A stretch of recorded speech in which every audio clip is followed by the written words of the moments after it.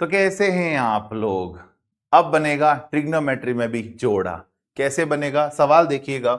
एक पतंग एवं भूमि के एक बिंदु के बीच के धागे की लंबाई 102 मीटर है। यदि धागा समतल भूमि के साथ कोण अल्फा इस प्रकार से बनाता है कि tan अल्फा बराबर 15/8 हो, तो पतंग की ऊंचाई ज्ञात करो।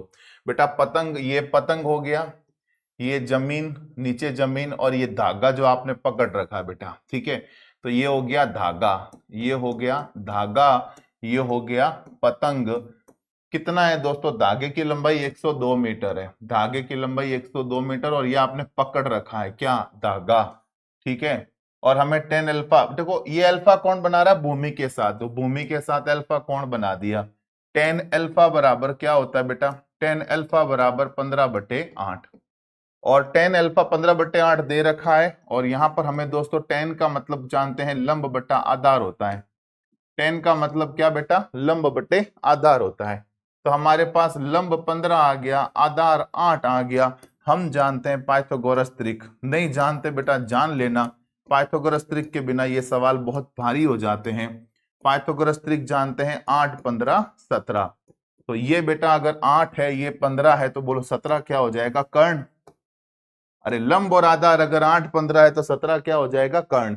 वास्तव में कर्ण कितना, ये बात जानते हो ना बेटा? ये कर्ण होता है, ये लंब होता है। अल्फा के सामने ये लंब, बाकी बचा जो आधार। वास्तव में कर्ण कितना? 102 मीटर। हम कहते हैं कर्ण कितना? 17। कर्ण बटा कर्ण क्या बनाया? जोड़ा बनाया। पूछ रहा है पतंग की ऊंचाई बताओ। पतंग की ऊंचाई, पतंग की ऊंचाई मतलब क्या होता है? लंब।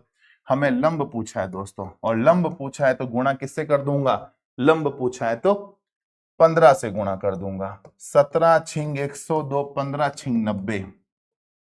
लंब कितने मीटर दोस्तों आ जाएगा? 90 मीटर आ जाएगा। तो भैया मैंने तो बना दिया जोड़ा, और कई सालों से बना रहा हूं जोड़ा। अब आप बनाइए दोस्तों जोड़ा। इस सवाल में बनाइए जोड़ा और दीजिए आंसर।